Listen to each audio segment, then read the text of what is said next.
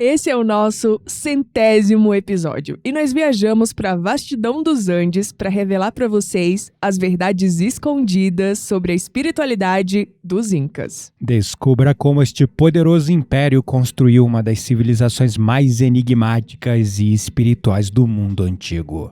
Fica com a gente nesse episódio para aprender isso e muito mais.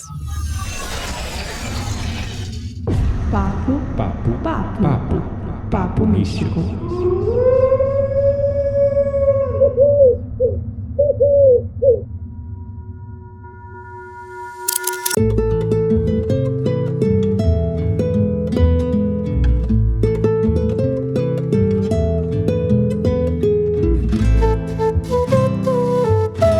Oi, meu nome é Quitéria Dark e o Peru foi muito menos do que eu esperava. Meu nome é Gabriel Menezes e depois de visitar meu 10º sítio arqueológico, muitas convicções que eu tinha mudaram. Olá, saudade de vocês, já faz 2 semanas que a gente não aparece por aqui. 3, né? Porque na verdade semana passada era pra ter saído episódio, mas a gente tava muito cansado pra gravar qualquer coisa, né? Tem razão, 3, eu perdi as contas. Enfim, gente, entramos num vácuo quântico no Peru, então já não sei quanto tempo se passou. É verdade, o tempo parece que, sei lá, ficou zoado o tempo pra mim. Claro, pra mim também.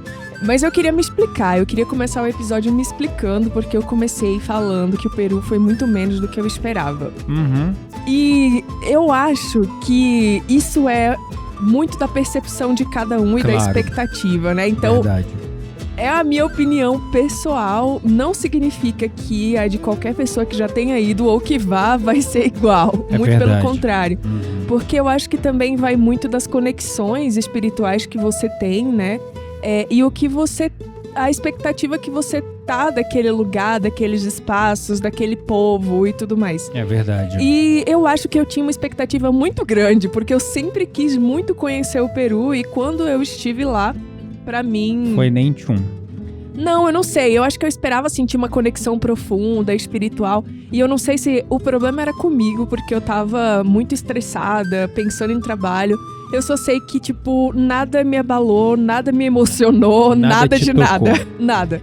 É. E tem a coisa também de que eu fiquei doente na última semana, então eu acho que tem um pouco disso, né? Então não tirem aí as percepções de vocês, você já foi, e nem se você tá a fim de ir pelas minhas observações desse podcast. Não se desanime, né?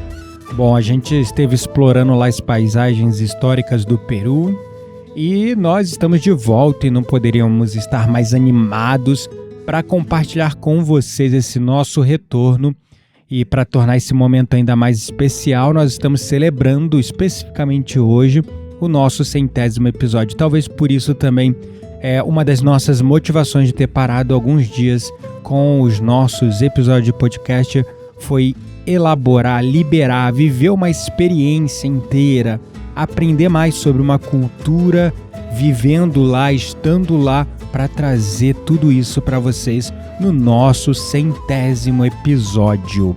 Então, preparem-se aí em suas cadeiras ou na esteira, correndo ou dirigindo, não importa onde você esteja nos ouvindo, preparem-se para uma jornada inesquecível, onde vamos mergulhar no coração espiritual e misterioso dos Incas, desvendando segredos que definiram uma das civilizações que eu julgo serem uma das mais fascinantes da história, até mais do que os próprios egípcios. Uma das coisas que eu acho muito importante a gente falar quando a gente fala dos Incas, e aí já desmistificando aqui a porque coisa... hoje eu tô pistola, hoje eu tô desmistificar.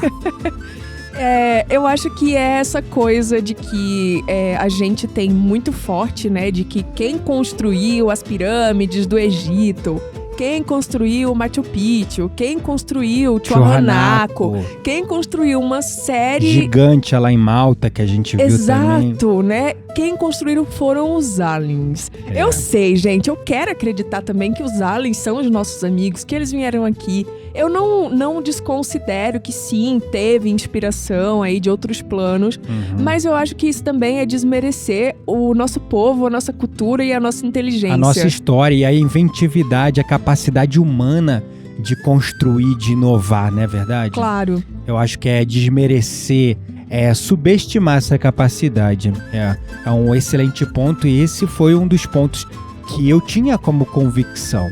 Eu tinha como convicção porque eu li o livro, quando jovem ainda, do Erich von Däniken.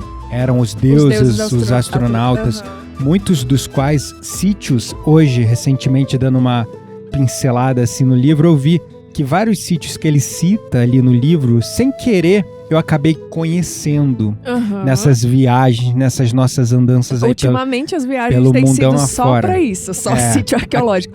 Eu confesso que eu tô entediada já, e aí já que eu tô pistola nesse episódio, eu vou falar mal aqui do sítio arqueológico. Meu Deus do céu, eu nunca vi mais do mesmo em tudo que é lugar. É tudo a mesma coisa. Chegou um momento que eu falava, não aguento mais ver pedra em cima de pedra. Sabe? Tipo assim, você não tá errada nesse sentido, mas... eu entendo, mas, cara, é tudo a mesma coisa. Não importa onde tu vá, você percebe que a tecnologia é a mesma. Exatamente. Entende? E você começa a ver um padrão também. Exato. E você começa a ver que é possível ter sido construído por mãos humanas. Claro, e isso é incrível, porque a tecnologia parece que ela foi espalhada, né? Tipo, era construída, não importa a quantidade de quilômetros de distância de um sítio pro outro, de um continente pro outro, porque a gente foi em Malta, e você vê esse padrão, né? Exato. Então, assim, não importa onde tá, você vê que a tecnologia usada era a mesma. Em Machu Picchu e no Peru, de forma geral, eu fiquei sabendo um pouco mais sobre a mão de obra, né, ali, e a matéria-prima que era utilizada, e eu confesso que isso me impressionou no primeiro momento, porque era uma novidade, mas depois, como todos os sítios eram a mesma coisa, a explicação às vezes do guia era até a mesma, né? A mesma, feita de pasta de cacto com argila o cimento, e né? Ficar impermeável ali, e as pedras, né, o jeito que eles colocavam as pedras e tal. Verdade. É legal. Outra coisa legal também, pra vocês não acharem que eu vou falar só mal o tempo todo, são os canais de irrigação Inca. E isso sim, você vê, né, que eles eram mestres, engenheiros, arquitetos muito inteligentes, porque naquela época conseguiram ali fazer uma engenharia para trazer a água que era do degelo da montanha para as cidades, né? Então, eles não iam até as águas, eles faziam as águas chegarem até eles, né? Incrível, muito bom. É fascinante. Mas eu quero também fazer um exposed aqui. Vai, faça seu exposed. Vou fazer um exposed, porque eu tenho pra mim que a Quitéria não se conectou muito com o Peru, porque em outra vida ela foi os povos lá espanhóis invadindo, destruindo, conquistando. Se não, no mínimo filha, prima de alguém, porque a família dela, a árvore genealógica dela já é da Espanha. Não esqueça que a sua também tá? A minha não, é de Portugal. Tá tudo na Ibéria. Ibéria não dá pra saber Indonésia. E da Indonésia. Dá sim, no negócio de DNA tá claramente lá. Espanha, teu, Itália também. O meu tem Portugal, Indonésia, mais alguma coisa de povos originários. Não, né? Inclusive o teu não tem um percentualzinho de povos originários aqui das terras tupiniquins. E o meu tem, né? Ou seja, ela vem de família espanhola, que foi o povo que explorou, destruiu e conquistou lá aqueles povos. E talvez por isso, talvez até em outra vida, se ela não teve relação direta de ter ido lá invadido, matado, destruído, pelo menos ela tenha sido da família real da nobreza, ou um tio, tia, não sei. Mas que era daquele povo lá cruel, era. Tá, mas agora eu vou pro meu exposed. Posso? Pode, vamos. Beleza. Estávamos a 5.000 metros de altitude, quase morria. 3.600 em Cusco, fomos para um vulcão, fomos para Laguna Humantai, 4.000 e pouco. Gabriel passou super mal com a altitude. Muito. Super mal. Meu sentiu tudo que você imaginar. E eu não senti absolutamente nada. O que significa que eu sou um ser muito mais iluminado, acostumado a viver nas colônias espirituais, e ele viveu muito tempo no umbral. Por isso que ele não tá acostumado com a altitude elevada, entendeu? Ah, tá. Então, entendi. assim, ó, então não você sei. tava lá nas colônias, lá na exosfera, no espaço, na altitude, acostumadíssima e eu com as, num com as umbral na alturas. densidade, na parte baixa profunda, é isso? É exatamente Por isso que eu passei Então tão não mal. importa se eu fui dos exploradores, eu me redimi, entendeu? Porque eu tava vivendo num lugar bom e ele ficou mais tempo no umbral. Ai, ai. Chega de Exposed, então vamos falar sobre os Incas. Bora. Vamos começar falando da origem dos Incas, né? Quais são as teorias sobre esse povo misterioso, como eles surgiram e se estabeleceram no Vale do Cusco? A gente tem um livro que eu, Gabriel, não recomendo a leitura, achei muito raso, mas eu li, que é A Verdade sobre os Incas. Esse livro é da Rosalie von Sass, uma austríaca radicada no Brasil. E eu fui lendo o livro dela do início até o fim, me questionando o que capacita essa europeia, morando no Brasil, a falar sobre os Incas, né? E ela não fala, tem vários livros, fala sobre Atlantes, fala sobre... Então ela é uma pessoa que vai atiçar muito a curiosidade do jovem místico, que basta o que disseram ali no livro, pra mim tá bom, eu tô satisfeito, ainda mais se for bem místico, bem esotérico, melhor ainda. Pra mim não é o suficiente. Eu gosto de estudar sempre as duas linhas, eu gosto sim de compreender o místico, o esotérico, entender tudo isso também, muitas vezes como uma linguagem metafórica e simbólica, não sempre ao pé da letra, mas eu também gosto de estudar os fatos. Eu gosto de conversar com os guias no campo, que estão lá nos sítios arqueológicos, os estudiosos que estão lá pesquisando. Eu gosto de ler livros mais, vamos dizer, sérios sobre o assunto, menos místicos, mais arqueológicos, científicos, etc. E o fato é que existem várias visões de como os Incas surgiram. Essa visão mais mística, supostamente os Incas foi um povo que desceu das montanhas, era um povo que vivia numa determinada região misteriosa que ninguém sabe, um povo muito depurado, muito evoluído espiritualmente, em profundo contato com a natureza, com os elementais, com os espíritos da natureza. Era um povo na acepção pura da palavra, tal qual Adão e Eva antes de morder a maçã do conhecimento. E esse povo era um povo de clarividentes, clareaudientes, que tinham ali uma capacidade de ver o mundo invisível, de conversar, de ouvir o mundo espiritual. E eles foram supostamente chamados pelo Deus maior deles lá, Sol. né, o Deus Sol e outros espíritos guias, a descer das montanhas para auxiliar os povos que estavam doentes nas partes mais baixas dos Andes. E eles vieram com conhecimento de ervas, de medicina, e vieram com conhecimento espiritual. E eles começaram por influência tanto da medicina, do conhecimento, a influenciar os povos pré-incaicos, os povos andinos. Temos lá os Huares, temos os Chavin, temos Chacapoias, vários povos que já habitavam, tribos de povos diferentes, pré-incaicos que já viviam ali e que supostamente estavam doentes por uma grande peste, uma grande praga que começou por eles começarem. Olha só como é que a conexão com o conhecimento até dos judeus, né? Eles se conectaram e ficaram doentes porque eles começaram a adorar falsos ídolos, falsos deuses. Aí começa a entrar essa coisa de crença, complicado, né? Então essa é a visão desse livro. Mas é importante a gente observar que lá em Tiwanaku, que é um povo... Tiwanaku na Bolívia. Na Bolívia, a gente esteve lá em La Paz, ficava 3 ou 2 horas de La Paz, se não me engano, né? O sítio arqueológico. É o mesmo tipo de construção, né? A mesma arquitetura, não sei quantos mil quilômetros de distância. E esse povo Tiwanaku, que foi um povo pré-incaico tão sábio ou mais sábio que os Incas e que depois se tornaram os Incas, né? Esse povo estava ali com um conhecimento mais antigo falando, e existe muito essa adoração do do lago Titicaca, né? Sim. Onde todos esses povos, os Huari, Chavin, Chacapoias e tantos outros nomes que eu não vou me recordar, incluindo os Tiwanaku, eles acreditavam que eles tinham vindo do rio Titicaca, né? Então, a origem, de verdade, não se sabe, mas sabe que os Incas foram um tipo de povo, como metaforicamente falando, o povo escolhido, igual os judeus. E eles não se misturavam com outros povos. Eles só se casavam e tinham filhos entre eles.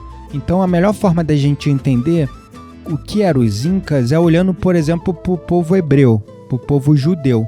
Era um povo dito escolhido por Deus, assim como os Incas também, um povo dito escolhido por Deus, que tinham conhecimentos, sabedorias e uma espiritualidade elevada e que não se misturavam com os gentios, com os outros. Eles se casavam, tinham seus ritos e tradições entre eles. Então, os Incas naturalmente foram adotando uma posição de clero, de realeza, de nobreza. Então é o famoso tema do sangue azul, povo escolhido que não se mistura e domina o outro por intelectual, conhecimento, etc. Então, essas são as teorias possíveis e visões possíveis sobre os Incas, né? Mas como era a origem do ser humano para os Incas, né? Eles tinham uma visão diferente dos demais povos andinos que falavam que vinham do rio Titicaca. Eles tinham uma visão que se conecta muito com a visão de Charles Darwin, com a visão que viemos dos símios. Para os Incas, originalmente éramos animais. Eles não falam especificamente da natureza símio, ou seja, dos macacos, mas animais tão embrutecidos, desajeitados, com braços longos, cabeças pequenas, mais peludo, movimento arqueado, que mal podíamos ficar eretos, ficávamos eretos, mas com um pouco de dificuldade. E a gente vê muita relação disso com, por exemplo, o Homem Neandertal e o Homo erectus. E aí eles falam que aos poucos os nossos corpos foram se desenvolvendo. Isso aqui é a cosmovisão, a gênese andina, tá? A visão andina não, Inca, né? E aí conforme os nossos corpos foram se desenvolvendo, espíritos humanos maravilhosamente belos, provenientes de grandes alturas, de orbes mais evoluídos, de orbes mais elevados, ou seja, outros planetas, né? Começaram a encarnar nesses corpos um pouco mais desenvolvidos, para que eles pudessem aprender, viver e evoluir aqui na nossa maravilhosa Terra verde azul, planeta Terra. Então, segundo os Incas, o que nos separa dos animais é apenas o grau de elevação dos espíritos, ou seja, o grau de consciência, de esclarecimento do espírito. É a única coisa que nos separa dos animais. E os corpos, para eles, inclusive, são os mesmos na questão da tessitura, do desenvolvimento proteico, de corpo de carne e osso, né? Cada um conforme as características da sua espécie. É curioso a gente observar que eles não falam, por exemplo, de povos degredados, mas se conecta com o conhecimento que a gente tem, por exemplo, dos exilados de Capela. Claro. De espíritos mais conscientes que vieram de um orbe mais evoluído, degredados para o planeta Terra e encarnaram entre corpos embrutecidos, um pouco ainda densos comparado com o que eles estavam acostumados, mas que ajudar na evolução. Ajudar na evolução intelectual e para que eles pudessem evoluir moralmente também. Sim, né? Eu acho que falando disso, é bem possível, né, de que isso realmente tenha acontecido, e o que mostra muito forte é a tecnologia, né, de construção inca, os sistemas de comunicação, tudo isso é muito mais evoluído do que aquela época poderia, né, em certo grau ter. Comparado com os outros povos que já estavam ali, com né? outros graus. Então, de fato, essa teoria faz sentido pra mim, né, que os incas são, talvez, aí, exilados de algum lugar e que vieram para ajudar na evolução da Terra. Não sabemos, né, se foram especificamente de Capela. O livro A Verdade sobre os Incas falam que eles vieram fugidos de Atlântida, que foi, vamos dizer, uma civilização ali, Atlântida e Lemúria, duas civilizações que tinham um poder tecnológico, científico absurdo, mas que foram apagadas da face da Fugidos Terra. eu não sei, porque a Atlântida, Fugidos pelo porque a Atlântida foi destruída e eles foi foram embora. inundada completamente, foi submersa, então não sei como eles poderiam ter fugido. Mas sim, existem vários relatos e livros e teorias que falam que muitos fugiram.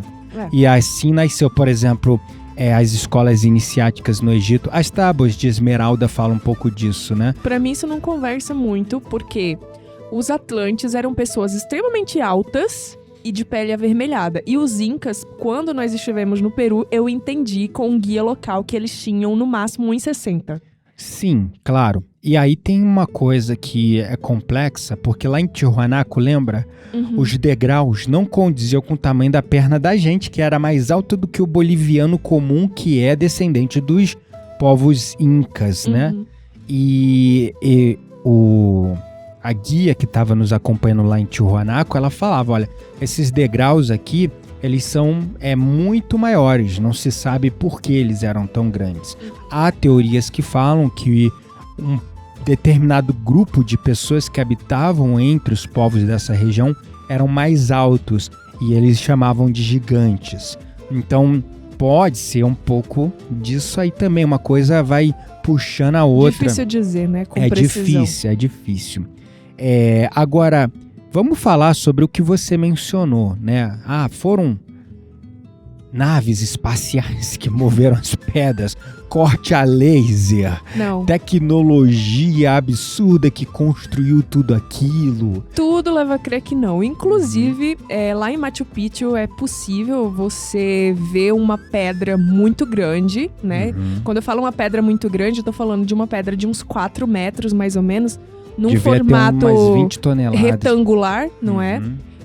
Onde a gente consegue ver como eles moviam essas Porque pedras. tem a rodilha lá, Tinha né? uma rodilha no fundo que eles usavam ali para transportar as pedras de um lugar para outro. Era uma pedra arredondada que eles chamavam de rodilha, né? Exato. E aí o guia até nos explicou que aquela pedra foi deixada naquele lugar exatamente porque Machu Picchu ainda estava sendo construída. Era uma cidade que... Era uma obra que nunca terminou. Que nunca terminava. Então, ao tempo inteiro, eles estavam fazendo melhorias e ali. construções. E aí começou a invasão espanhola e eles tiveram que deixar tudo e abandonar ali Machu Picchu para não serem descobertos pelos espanhóis.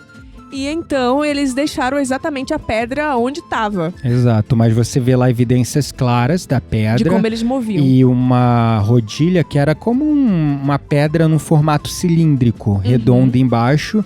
E a gente vê isso também em outro pedaço, que ele mostra também um megalito, uma pedra grandona. Ele fala, olha lá, tá vendo lá dentro? Ainda tem a rodilha lá, a pedra que movimentou ela até aqui. E uma outra coisa, e os encaixes tão perfeito das pedras e cortes muito aleatórios, né? Lá a gente viu também uma coisa que eu percebi visitando uns 3, 4 sítios diferentes.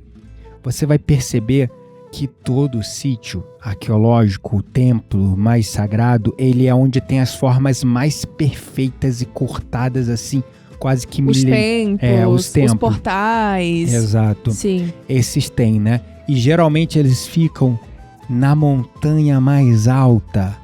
Minto, vírgula. Não é na montanha mais alta. Eu reparei isso, deu um estalo assim quando eu vi. Na segunda montanha mais alta. Eles faziam... quando a gente ouve falar na montanha mais alta, conecta com aquela crença de que eles queriam estar mais perto dos astros, dos deuses, do céu, né? Só que eu reparei o padrão, não era a montanha mais alta. Porque os próprios guias falavam, os templos geralmente são sempre, ou observatórios astronômicos, são sempre construídos nas montanhas mais altas. Eu comecei a reparar que não era na montanha mais alta. Olhando, era na segunda montanha mais alta. A primeira montanha mais alta era a montanha que tinha granito. As pedras eles mandavam montanha abaixo para cair na segunda montanha. Exatamente. E lá em Ollantaytambo, a gente vê claramente como eles faziam. Tem um sítio onde eles quebravam, cortavam as pedras, desciam por ação da gravidade empurrando a pedra morro abaixo e depois as rampas longuíssimas com no máximo 3 3 graus de inclinação para conseguir puxar as pedras até os pontos que eles queriam fazer. Em Sacsayhuamanda também a gente percebeu esse padrão, né? De ser construído na segunda montanha mais alta, no qual eles usavam a primeira para extrair as pedras, né? Os granitos e tal.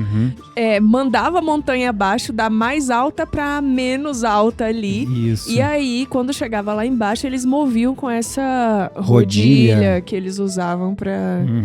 E era isso, gente. Exato, e é muito interessante porque o guia lá de Ollantaytambo, ele me mostrou, ele mesmo falou, você não percebeu que a narrativa de alienígenas ou de gigantes construindo as coisas e não nosso povo geralmente vem do homem branco europeu ou do americano jovem místico, norte-americano jovem místico? Ele falou com essas palavras mesmo.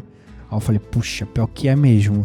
Ele falou assim, pois é, será que eles não estão querendo colonizar nossa narrativa, continuar colonizando a gente, só que agora colonizando a nossa história, não nos dando a oportunidade da gente contar a nossa história e subestimando a capacidade, a inventividade, a tecnologia do nosso povo?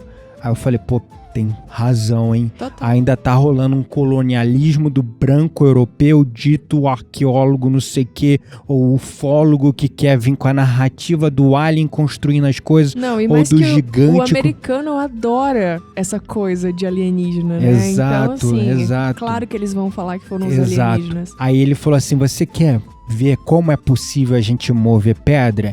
Aí eu falei, quero. E aí se tu não foi porque você ficou lá embaixo, você tava meio doentada ainda, a gente teve que subir até o Templo do Sol lá em Ollantaytambo.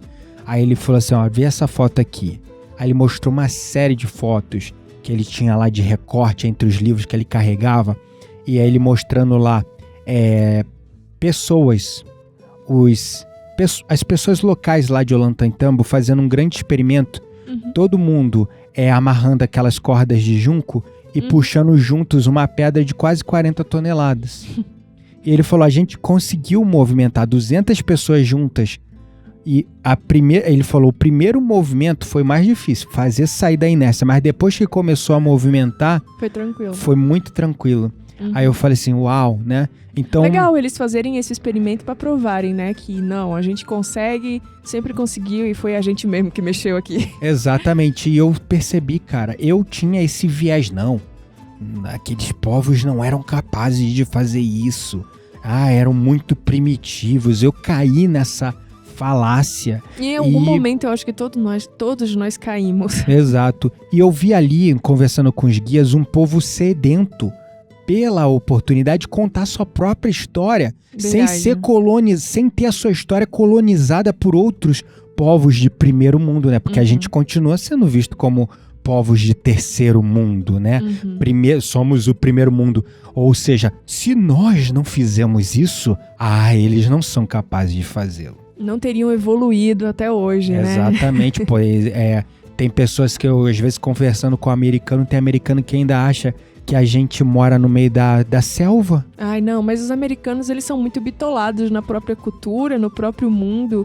Isso aí é falta de estudar geografia mesmo. Sim, Geografia e história, entendeu? Então, assim, você vê vários experimentos sociais do pessoal nas redes sociais, né? Perguntando, você sabe o que você sabe sobre o Brasil?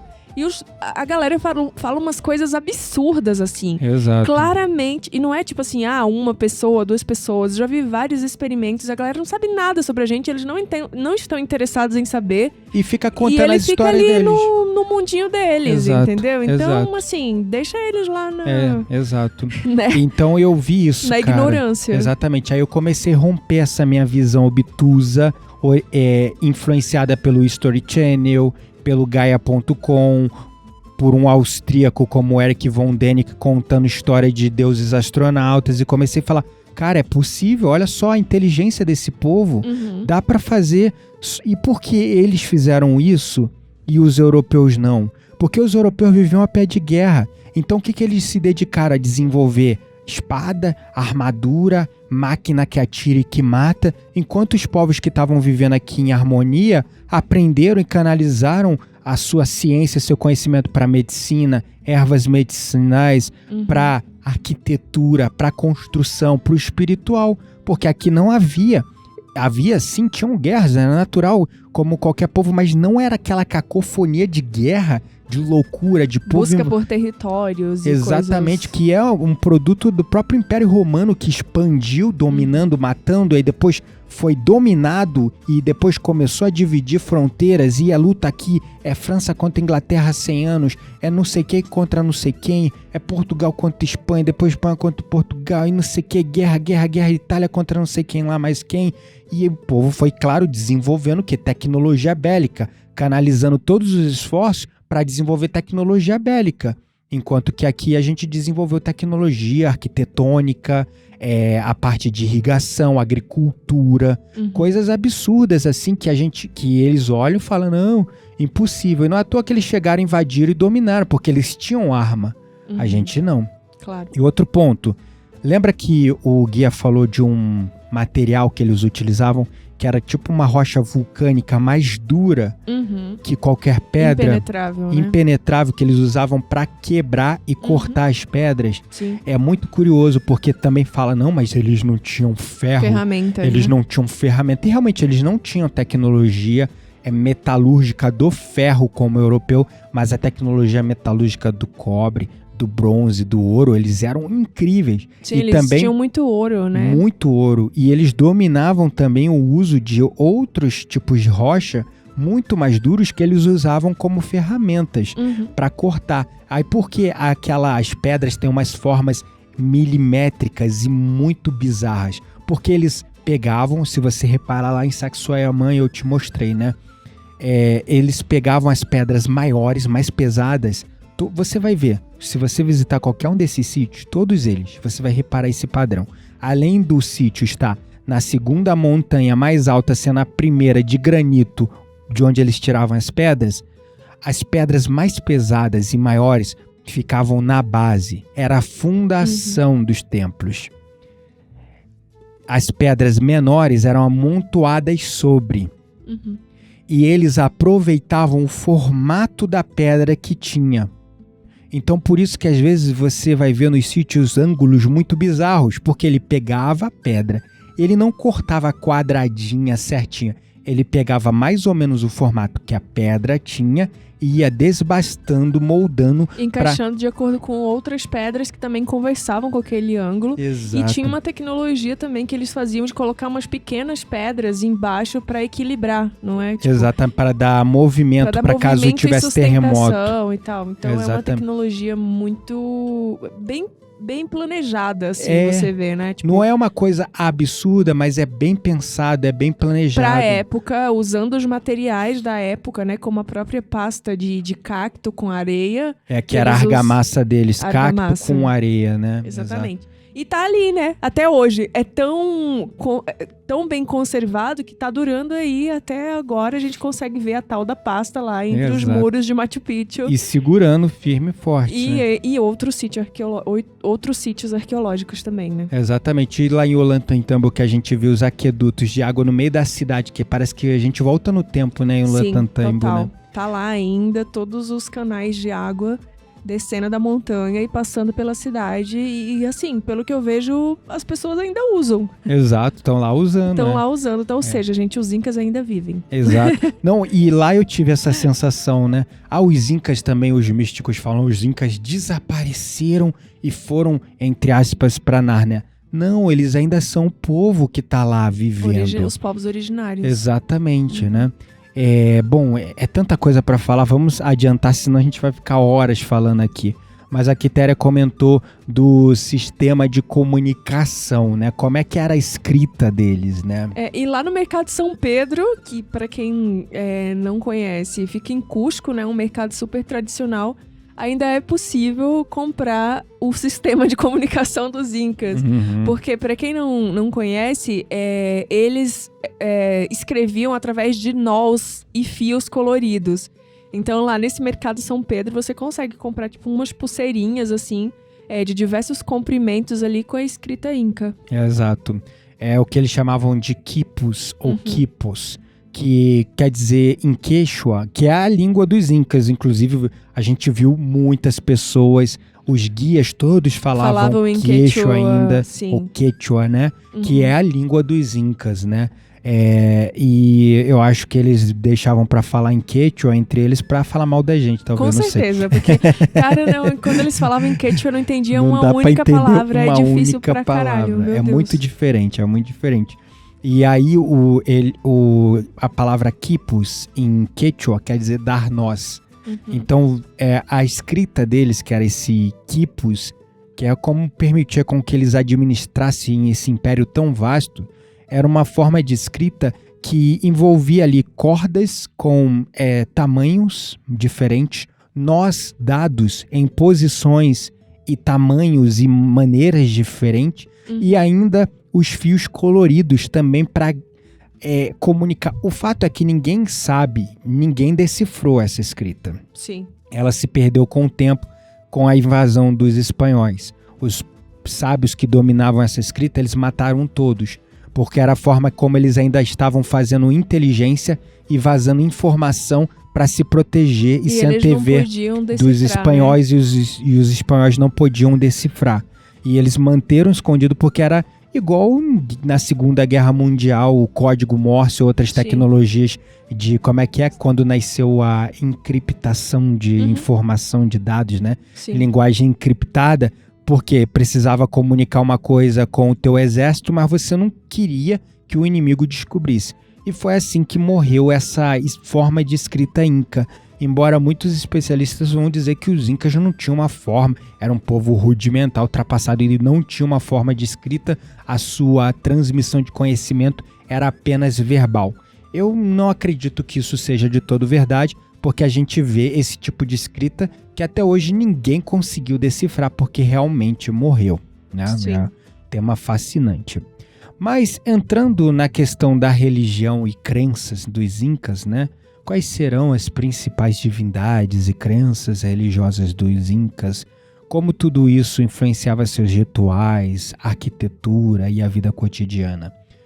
Bom, de fato, os incas era um povo muito espiritualizado, né? A gente viu lá. Mas não entendam por espiritualizado a visão pura que traz no livro A Verdade sobre os Incas. Ah, sim. Porque uma coisa que a gente percebeu enquanto a gente estava no Peru é que eles faziam muitos rituais de sacrifício, inclusive sacrifício com crianças, né?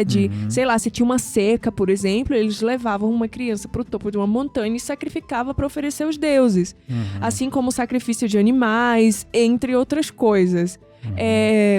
Bom, na Bíblia também fala sobre isso, né? Então, assim, não inclusive, é que... Deus pede, Deus, entre aspas, eu não sei quem é esse Deus. O Deus vingativo do Velho Testamento, pede para que... Agora fugiu o nome, né?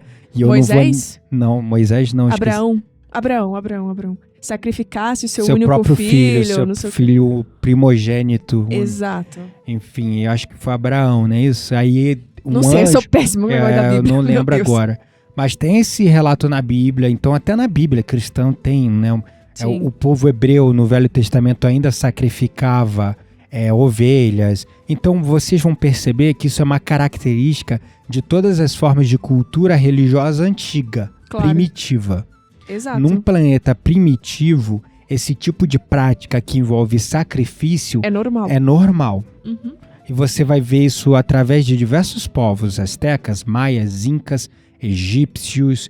Todos os povos ancestrais tinham alguma forma de oferenda e de sacrifício. E aí entra a nossa primeira discrepância, né? Entre falar que os incas eram um povo super puro, não sei o quê, que só vestia branco e não comia carne. Eram gigantes, brilhantes. Eram veganos. Cara, tipo, ok, eles poderiam ser tudo isso, mas o fato de sacrificar animais e crianças no topo de uma montanha... né? Tipo, meio que é dual, porque não vamos com essa de que há sei lá quantos mil anos atrás, a galera que tava aqui era extremamente evoluída e tinha uma consciência sublime, não sei o que, a ponto de não cometer nenhum desses atos que hoje, sim, são vistos como densos, né? Do ponto de vista espiritual. É isso aí, não vamos romantizar. Não vamos romantizar, gente. Eles eram um povo que, sim... tinha sua inteligência, merece o nosso respeito, mas eles também não eram fofinhos e, sabe, tipo, É como a super gente. evoluídos. É como não a tem muita gente. diferença de agora. A verdade Exato, é essa. tem a dualidade, A né? dualidade Tem as existia. pessoas, vamos dizer, mais puras, iluminadas, boas, e tem outras mais densas que estão fazendo rituais, comportamentos, vícios e formas de viver mais densas. E é Exatamente. isso, é a dualidade.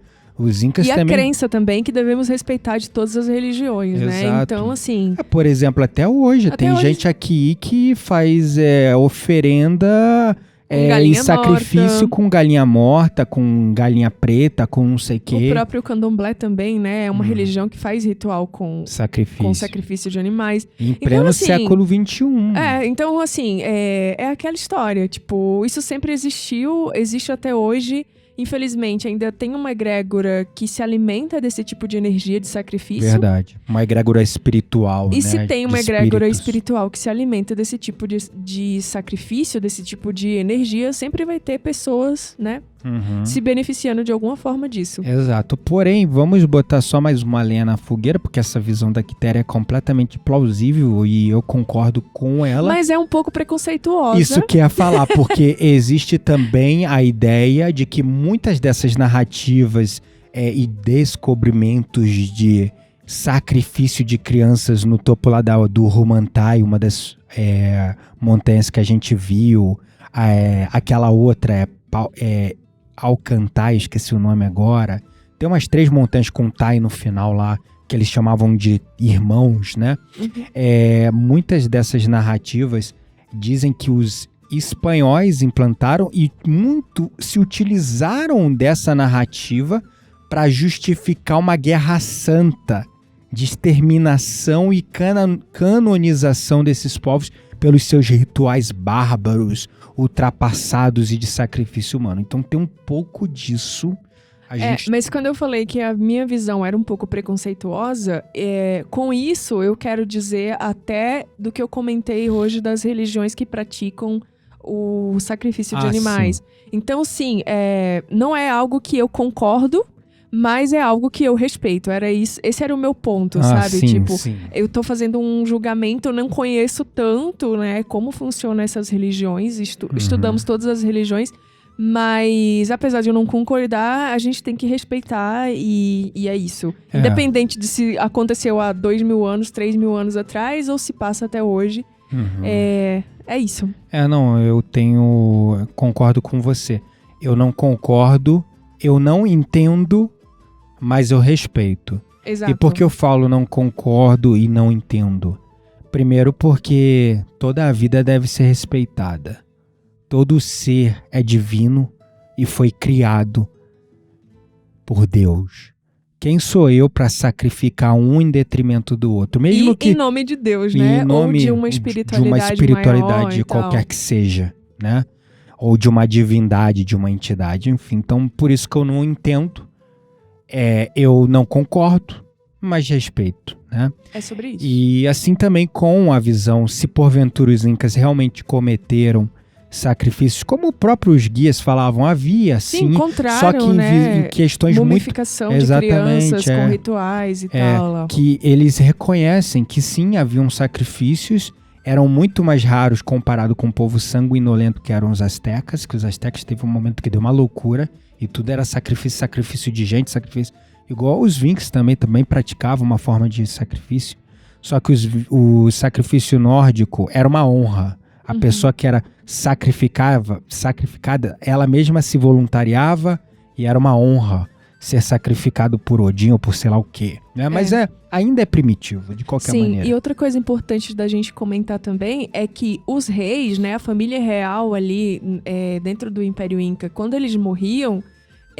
Isso foi uma prática dos Wari. Dos Waris. Mas é um povo pré-incaico, né? antes dos incas. Sim, mas pode falar. Dos Waris. Waris ou os Waris? Não sei. Não sei como é que fala, mas é o Wari, mais ou menos assim. Quando o rei Wari morria, toda a família tinha que ser morta junto e enterrada junto. E a gente teve a oportunidade de... perto ali de... Como é que é? Quechua não, como é que é o nome? Ayacucho. Não, foi em Ayacucho, exato. É que não me lembro o nome do sítio arqueológico que a gente foi, mas eles descobriram ali, na época da pandemia, escavaram e descobriram várias... como se chama?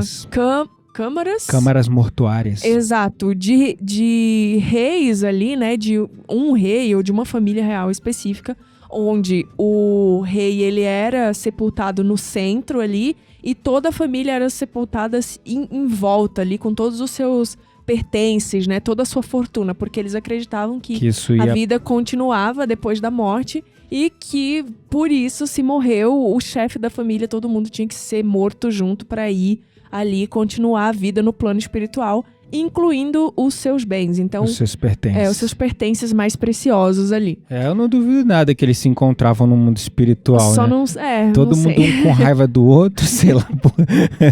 Ou no umbral. No umbral, isso que eu ia falar, né? No umbral, mas era o mundo espiritual deles. Mas era o mundo espiritual, exatamente. Mas é interessante observar, e só para ressaltar, que quero deixar bem claro, isso foi um sítio arqueológico que a gente visitou, de um povo pré-incaico, antes dos incas, que eram os huares. E sim, havia sacrifícios em duas circunstâncias. E aí também, por isso que não se sabe se esses sacrifícios que eles falam que foram dos incas, eram realmente dos incas. Podiam ser de povos que os incas coexistiam com outros povos. Tinham os povos pré-incaicos, mas os incas também coexistiam com outros povos que acabavam seguindo muito das tradições do conhecimento e da tecnologia inca por inspiração, né? Sim. Mas é importante a gente ainda observar que os huares, eles praticavam o sacrifício, talvez o Xabim também, os Tiwanaku, mas em ocasiões muito mais, vamos dizer, escassas, raras, né? E comparado com outros povos que foram mais sanguinolentos, que fizeram mais, vamos dizer, sacrifícios, né? E eles faziam isso em duas ocasiões. Uma questão ambiental fortuita, sei lá, um terremoto, uma tsunami. Tsunami não chegava nos Andes, mas secas, terremotos, erupções vulcânicas para aplacar a fúria dos deuses. Ou quando um rei falecia, aí se sacrificava os principais serviçais, a esposa também, o filho não, porque o filho continuava, né, para poder dominar, controlar, blá blá blá. E matava assim as pessoas mais próximas daquele rei e enterrava ali todo mundo junto. Agora, falando dos incas na visão mais puritana, os incas, eles adoravam o Wiracocha como principal deus. O Wiracocha é como entendemos Deus hoje. É o nome deles, é o nome que eles davam em Quechua para Deus em Quechua. Aí temos o Inti Raymi, que eu achava também que era porque Inca é uma palavra que vem do Quechua, que quer dizer filhos do sol. E Inti para mim, era a principal divindade dos Incas. Mas na verdade não era. A principal divindade era o Wiracocha. O que os Incas tinham pelo sol era uma grande admiração. E eles viam o sol como um portal, como uma casa, um lugar para se retornar, e um astro-rei que, se não fosse ele, não existiria a vida, porque de fato não existiria a vida no planeta Terra sem o Sol, né? Sim, eles estavam certos. Exatamente. Então, não era uma divindade. Eles tinham, era mais uma fascinação, não era uma adoração, a palavra é essa, fascinação, respeito. E por isso eles celebravam o solstício de verão, de inverno. Sim. Por isso que eles celebravam eventos solares específicos, né? Sim. Também havia a Pachamama. E eu achava que Pachamama também era uma divindade. Mas Pachamama não era uma divindade. Pachamama é a energia do espírito da terra. É, o espírito da terra. O espírito da terra. Mas é importante falar que eles consideravam e consideram Pachamama como uma entidade viva. Isso, né? Exato. Ou seja, é a ideia de Gaia, que o planeta Terra é uma entidade viva, né? Por isso que eles tinham uma... Isso eu acredito. Eu também acredito, definitivamente. Definitivamente. E também Mamacocha, para finalizar, que é vamos dizer, a divindade, o espírito, a energia das águas. Porque Pachamama está para a energia da terra, na acepção terra mesmo, solo. e Mamacocha na das acepção das águas, né? E aí, entrando na cosmovisão andina de maneira bem rápida e superficial, no livro A Verdade sobre os Incas, vemos lá uma crença em gigantes. E havia Taitani, tipo o rei dos gigantes, ou o líder dos gigantes, que eram os responsáveis por supostamente construir os templos e mover as pedras megalíticas que nós vimos lá nos sítios arqueológicos. Supostamente nesse livro mais jovem místico, Nova Era, isso foi construído pelos gigantes. Também dentro da própria cosmovisão andina, e você vê de fato, eles também, você vê ainda essa crença de que haviam gigantes. Eles falavam também de gnomos. Eles falam até hoje. Falam até hoje, porque lá no... Em Ayacucho. Não, no mercado São Pedro. Tinha várias bonequinhas de gnomo vendendo e tal. Mas também quando a gente estava voltando do vulcão de Pacapumpo. Exato. A gente estava no carro com o guia turístico e mais um casal que eram peruanos lá de Ayacucho, inclusive. Exato. E eles estavam conhecendo o vulcão porque eles nunca tinham ido, né? E aí, a moça que tava, né, com o marido dela lá, perguntou justamente pro guia se ele tinha visto uma reportagem que passou na televisão peruana, pra vocês terem ideia. Tipo, não é algo assim, né? Que sei lá, foi na rede social. Não, passou no jornal lá. Que tinha um determinado lugar ali onde as pessoas, depois das 6 da tarde, não saíam de casa... Porque os duendes, os gnomos, eles moravam perto de uma caverna e esses duendes moravam nessa caverna, então eles vinham e atormentavam, pegavam animais, roubavam coisas. Então, diz que a própria polícia do Peru proibiu as pessoas de saírem. Depois de 6 horas, perto dessa caverna. Depois de 6 horas e ninguém saía, assim. E assim, não é que a gente fala assim meio rindo, né? Mas, gente, é uma coisa séria. Que saiu na TV lá. Que saiu na TV e que as pessoas realmente acreditam. E outra, que... Igual saiu aqui o Chupacabra. Exato. O ET de Varginha. Exatamente. O ET Bilu. E outra que quando a gente tava indo pro vulcão, o guia tava me contando, porque eu falei que eu gostaria muito de conhecer as águas turquesas de Milpo. Inclusive, a gente foi pra Ayacucho pra conhecer as águas turquesas. E ele falou das sirenas. E não podemos, porque não estava na época da água turquesa e nenhuma agência queria fazer o bendito do passeio, porque era super longe, tava verde, não sei era o quê. Longe.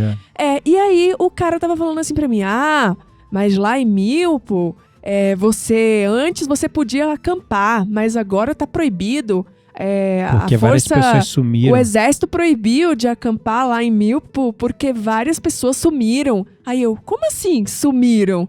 Aí ele foi me contar a história de que lá tem os espíritos das sereias que encantavam os caras ficavam sonâmbulos e se jogavam numa cascata funda que tinha lá e desaparecia. E várias pessoas desapareceram, então as autoridades proibiram acampar lá nas águas turquesas de Milpo. Exatamente. Então tudo tem assim uma história muito mística e muito cabulosa por trás. Exatamente. As sirenas, né? Que as sereias, os espíritos das águas, né? Exato. Também existiam também os apos, ou existem, né? Porque a gente sente uma força diferente nas montanhas, né?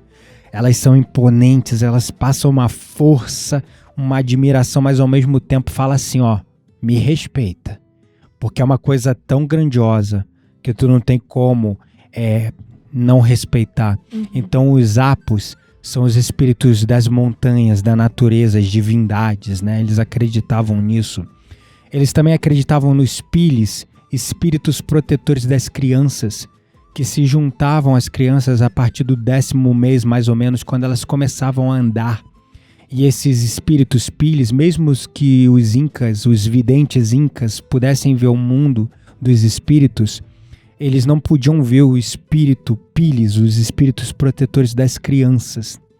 Só as crianças mesmo que podiam vê-los e conversar com eles até mais ou menos o 2º ano de vida. Aí eu pergunto, Quem aqui já teve amigo imaginário na infância? Todo mundo. Quase todo mundo, né? Algum amiguinho que você conversava, que brincava. Você tem filho aí, teu filho tem amigo imaginário? 2 anos, eu me lembro que até uns 10 anos eu tinha amigo imaginário. Pois é, né? Eu conversava, nossa, muito com Exato. ele me respondia tudo. Pois é, isso aí tu nunca me conta, depois me conta direito isso aí. Mas é que eu não lembro o nome. Tinha até nome? Tinha. Ixi, caramba. Nome e tudo. Então, aí é mais uma conexão, né? Eles falavam uma coisa, olha outra curiosidade, timo, que eram corpos auxiliares. Um segundo espírito, que a gente pode encarar como perispírito.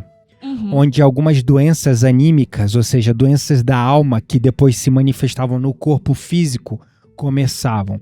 Então, eles acreditavam nesses corpos auxiliares, que a gente vai entender, por exemplo, na visão espírita como perispírito. Eles também falavam dos tiles, fadas das flores, fadas das colheitas, né?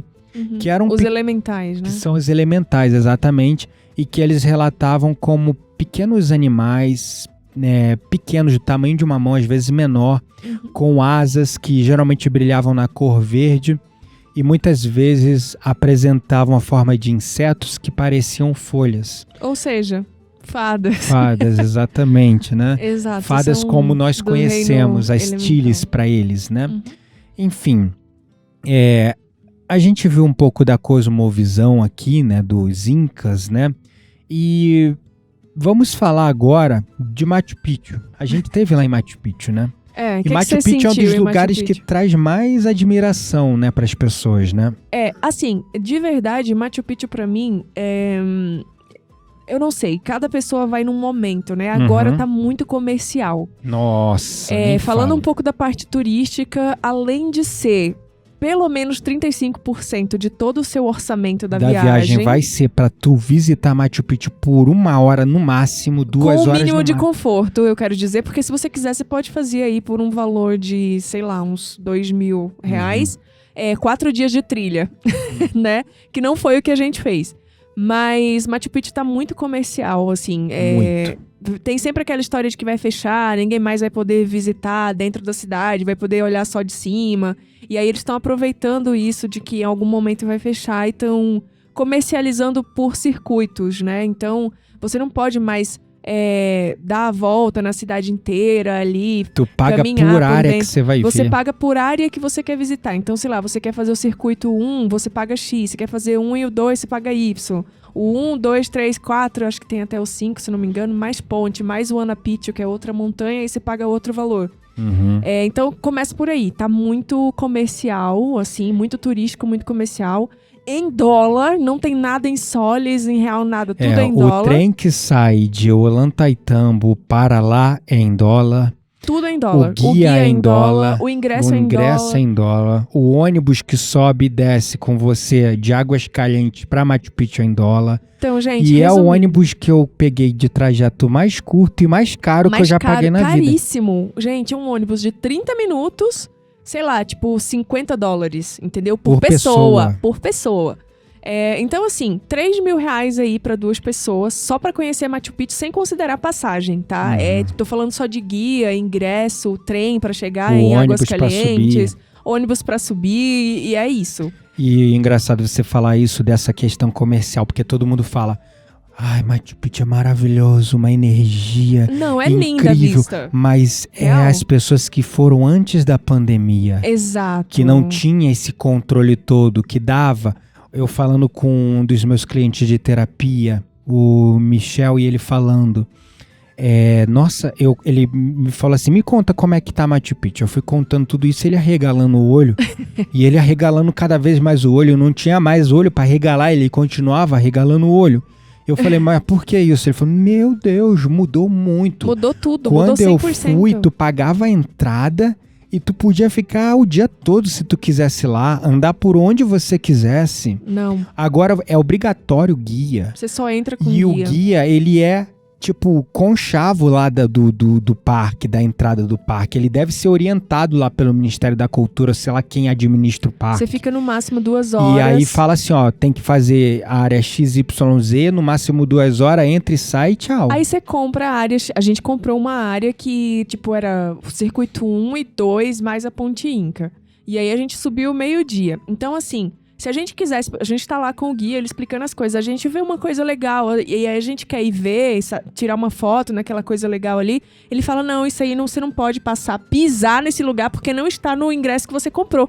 Ridículo.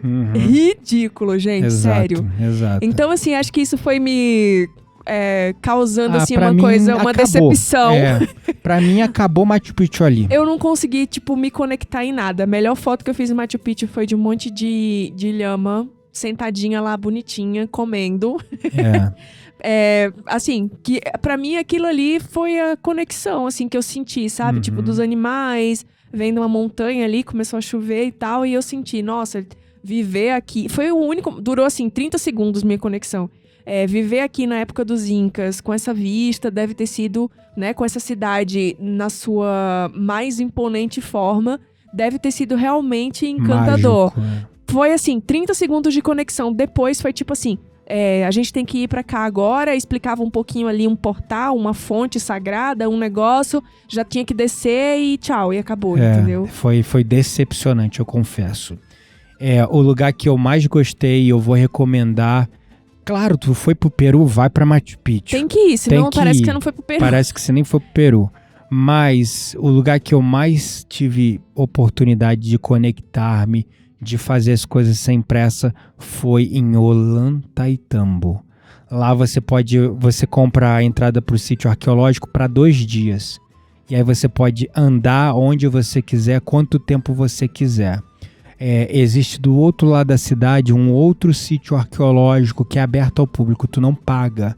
E a cidade é uma cidade inca na sua acepção máxima, como era antigamente.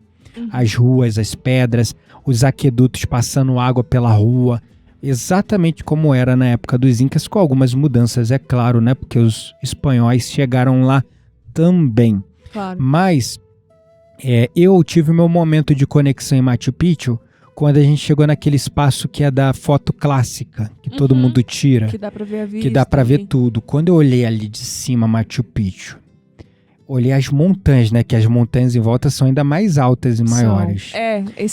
E as montanhas, elas passam uma imponência, né? Uma coisa... E o mais curioso, sabe o que me trouxe mais admiração? Saber que aquelas montanhas era selva amazônica. E essa é a única parte de altitude da selva amazônica. Sim. Todo o resto da selva amazônica é plano. A única parte é aquela região lá, que eu esqueci qual é o nome do vale que eles chamam. Que é a parte onde a selva amazônica sobe na parede das montanhas. Sim. E isso, quando eu olhei aquilo tudo, vi aquilo, eu senti uma paz tão grande, uma coisa assim, eu falei, uau, e veio como... Também, 30 segundos. 30 segundos. Foi o meu logo momento já vem o conexão. guia e fala... Não, aí corta a sua conexão ali, você não consegue aproveitar e tudo mais. E tira a foto. Não, vamos lá, para cá, tira a foto, entra na fila, tira... É muito comercial, muito decepcionante. Muito. Mas vamos falar um pouquinho sobre a agricultura, porque eu acho que é importante a gente comentar sobre isso, né? Claro. Mas antes eu só quero falar, porque, cara, quando você sobe Machu Picchu, uma das perguntas que você tem que fazer pro guia... Aí é a parte positiva do guia, né? Caraca, mano. Até pra chegar lá, quando a gente chega... Águascalientes é uma cidade até recente, né? Ela tem uns 60, 70 anos. Não existe aquela estrutura. Eu acho que ela se formou por causa do turismo de Machu Picchu. Exatamente, foi isso mesmo. Até pra chegar lá, o trem ele vai no meio da selva amazônica. Por entre as montanhas. A vista é bonita. Um rio de águas turbulentas, enorme, descendo fora. Horas você beirando ali o rio, ali andando no trem. E é tão inacessível, mesmo você no trem, você fala assim, caraca, tô no meio do nada. Aí hoje tem essa cidade que deve ter uns 60, 70 anos, talvez um pouquinho mais, que é Águascalientes. Mas assim, é no meio do vale, de uma montanha, uma cadeia de montanhas ali, né? Em volta enormes, com uns paredões assim, que você tem que virar a cabeça lá pro alto pra ver até o topo das montanhas. e aquela cidadezinha pequenininha ali no meio. E aí quando você pega o ônibus para subir para Machu Picchu, que você também dá ali estrada de terra e sobe zigue-zague não sei o que até chegar em Machu Picchu. Aí você pensa, caraca, mano, como é que esses caras chegaram aqui? E pra quê? Pra que vir de tão longe, no meio do nada, pra cá? E como construíram isso? Aí, é claro, fiz essa pergunta lá pro guia. E ele me falou de uma maneira muito organizada que eu adorei. Existiam 3 motivos para Machu Picchu existir. Primeiro motivo era um local de observação astronômica. Pela posição privilegiada ali, era um local excelente pelas questões climáticas e tudo mais, para ser um local de observação astronômica. Segundo, um lugar mais perto do céu, logo mais perto dos deuses. Então era um lugar de retiro espiritual. Igual nós temos lá no Tibete, até hoje, monastérios nas montanhas mais altas, né?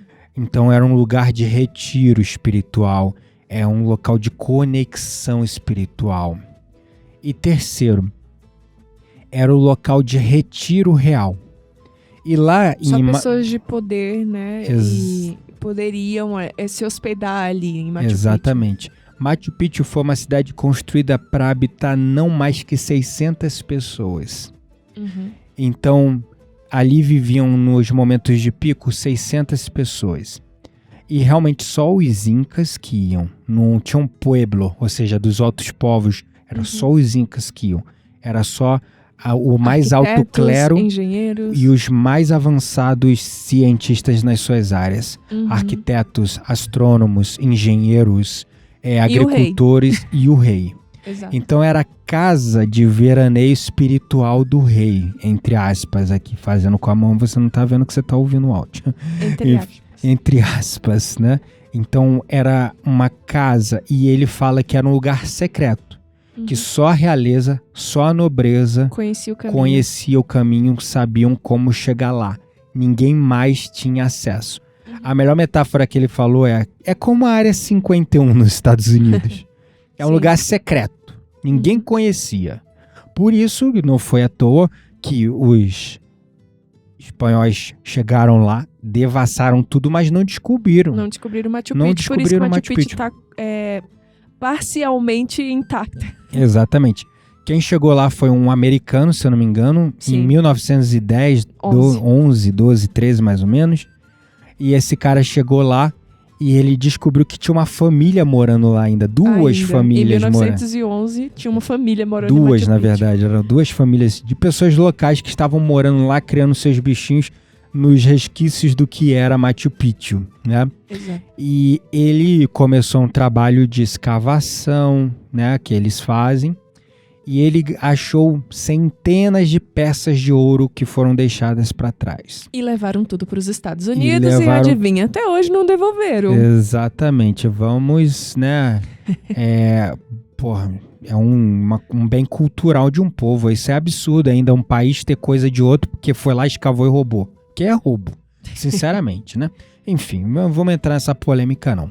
Aí, esses resquícios de ouro e peças de prata foram levados supostamente para serem estudados e depois devolvidos. Nunca foi devolvido. Desde 1911 Desde 1911 nunca voltou.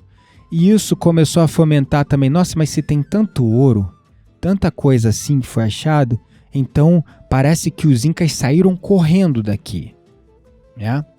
E tecnicamente eles saíram correndo sim, eles não foram arrebatados, não chegou uma nave espacial, baixou lá, eles subiram na nave. Não. Eles saíram de lá, deixaram os seus pertences mais valiosos na esperança de voltar um dia para que os espanhóis não encontrassem Machu Picchu. E não encontraram. E não encontraram, vias de fato. Inclusive lá em Ollantaytambo, conversando com um guia lá em cima, que você ficou lá embaixo, que você estava passando mal, de resfriado, não de altitude. Quem estava passando mal de altitude era eu. Mas enfim, afinal, né, segundo a que terapitei, as regiões mais densas superiores. do umbral, enquanto que ela... As superiores, né? Enfim. Então, essa é a minha teoria. Ele me mostrou uma parte do vale, depois lá do Templo do Sol, pro lado direito, e ele me mostrou que essa região aqui para lá é o caminho para Machu Picchu. E essa região era tão controlada e tão protegida que aqui no templo você vai ver que tem umas seteiras, tem uns postos de vigia aqui, que ficavam guardas, porque o povo não podia andar para além desse espaço, justamente para manter secreto o caminho para Machu Picchu. E era um vale enorme, um vale que hoje é usado para agricultura e tal. Lá na época dos Incas, o pueblo não podia nem passar para além daquele lugar, era proibido, uma área proibida porque tinham caminhos e estradas que levavam para Machu Picchu. Então, tá aí os 3 motivos pelos quais Machu Picchu foi construída onde foi construída. Realmente foi feita para ser um lugar secreto. A área 51 dos Incas, ninguém sabia como chegar, só a realeza, a nobreza, o rei e as pessoas mais proeminentes e poderosas, arquitetos, cientistas, astrônomos mais conhecedores e sábios e médicos e tal, que chegavam lá, que podiam ir lá. E os motivos eram observação astronômica, experimentos que se faziam ali também, né? Muitos das técnicas de construção foram testadas em Machu Picchu, desenvolvidas em Machu Picchu, e também um local de veraneio e de ritual do rei.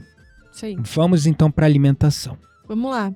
Uma das coisas que eu achei mais cativante aí nessa viagem sobre o mundo Inca é justamente como eles faziam para plantar ali a sua própria comida. Aliás, isso é uma coisa que reflete até hoje no povo peruano muito forte, né? A coisa da agricultura lá é muito forte.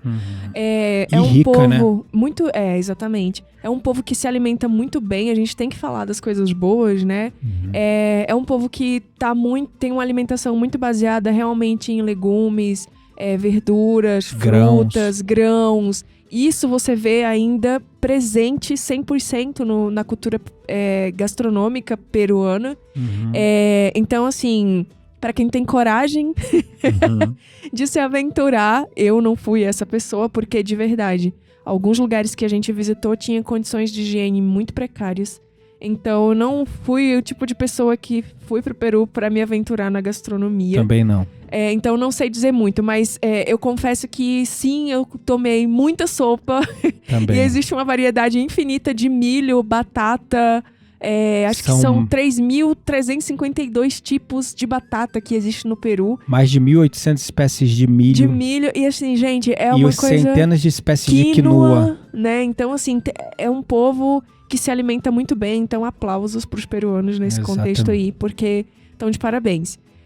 Mas uma coisa que me encanta também é justamente a forma como eles eram engenheiros agrônomos espetaculares ali.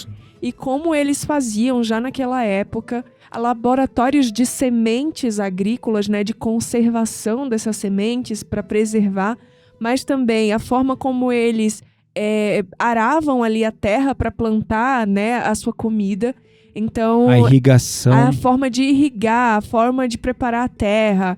O fato de preparar em laboratórios e geladeiras, que a gente chama de geladeiras hoje, mas que, na verdade, eram refrigeradores naturais, né? Que eles escolhiam ali dentro da montanha, um lugar que o vento batia. O vento gelado vinha mais, e com isso, então eles já sabiam que o gelo resfriava e conservava as coisas ali, né? Então... Isso foi incrível, essa descoberta foi espetacular. E eles plantavam, a gente via muito em toda a parte, cortando montanha de fora a fora, várias montanhas, marcas ainda dos Incas, que são os degraus, né? Sim. Que são, o pessoal chama de terraças, né? Eles plantavam na montanha, né? Eles faziam degraus nas montanhas, né? E esses degraus era para plantar. E eles plantavam, eles sabiam a altitude certa. Eles sabiam, por exemplo, o degrau mais alto era geralmente o mais seco. Então, na parte mais alta, eles plantavam as coisas que precisavam de menos água. Os degraus mais baixos era para onde a água geralmente descia e se acumulava mais tempo no solo. Então, as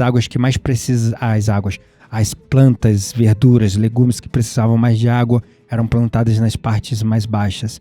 Sim. Eles tinham um banco, não só um laboratório, para poder cruzar espécies diferentes. Por isso que a diversidade tão absurda de Que milhos, eles cruzavam, de né? batatas Eram híbridos. e quinoas. Eles já faziam o que os japoneses hoje fazem, Sim. que é fazer... Eu não sei qual o nome, Incesto, sei lá. não é incesto. Que horror. Tem Não, um nome mesmo, assim, incesto na não. agricultura. Não- de incestar uma semente na outra É? e criar uma nova Não é espécie. inseminação que você quer falar? Não. Caramba, quando você falou incesto, eu já imaginei irmão com irmã. Mas uma semente com outra ali e nasce uma nova semente. Faz sentido, Mas Enfim, eles faziam essa germinação entre espécies e por isso que tanto milho diferente, tanta quinoa diferente, tanta batata diferente. Eu só achava que tinha 3 batatas, baroa inglesa e doce. Lá eu vi uma batata que eu nunca vi na vida. Não, você conhece a quarta, a Yacon, que é a batata verdade, japonesa.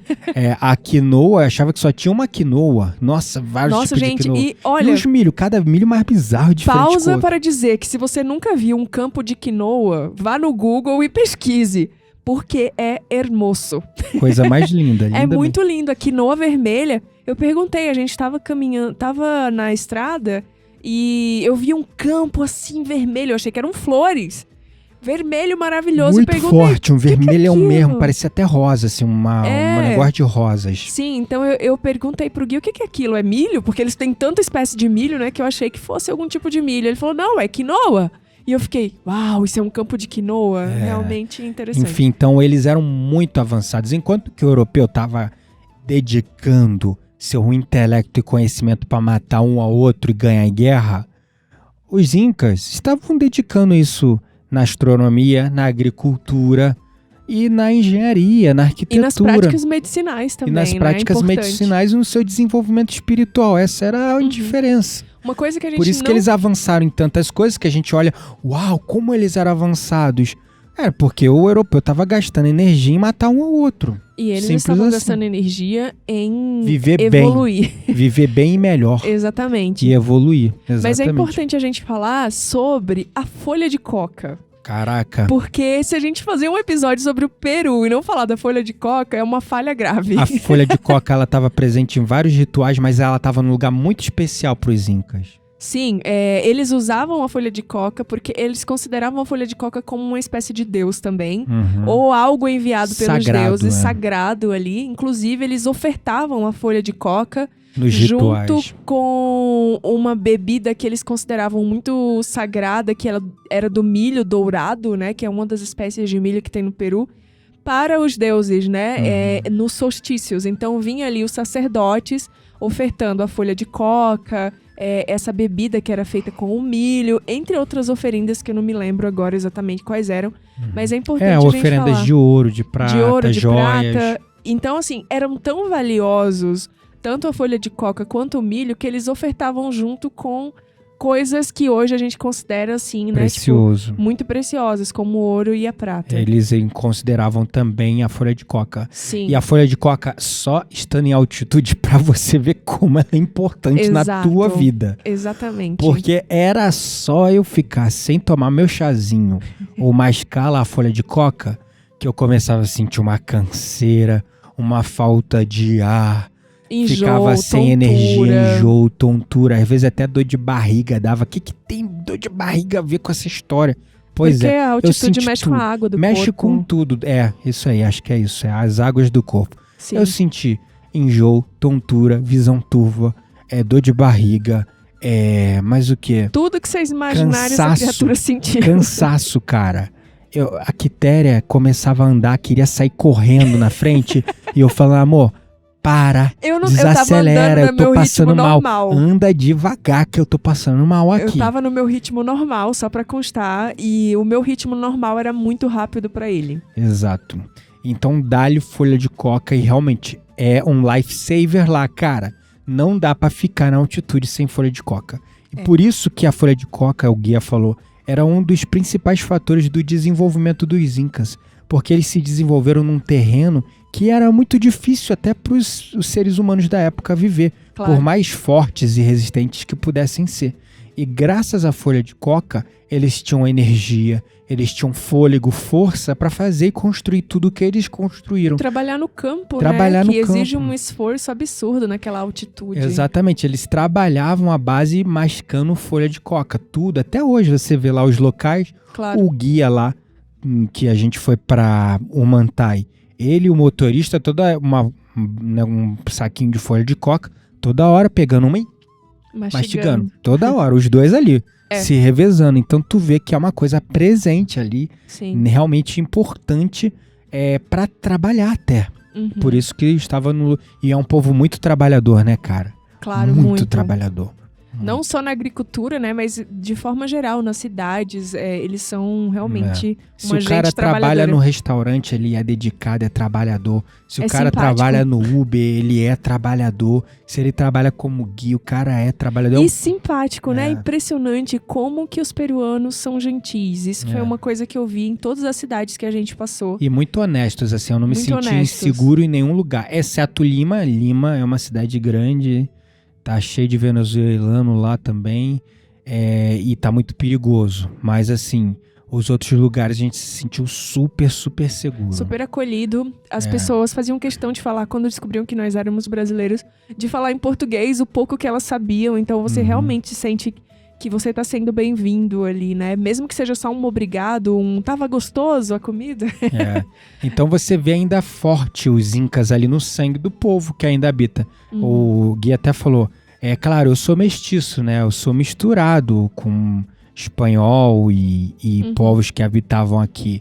Mas nós nos consideramos incas. Nós temos orgulho de sermos incas. Sim. Porque eu vi guia brincando com o outro.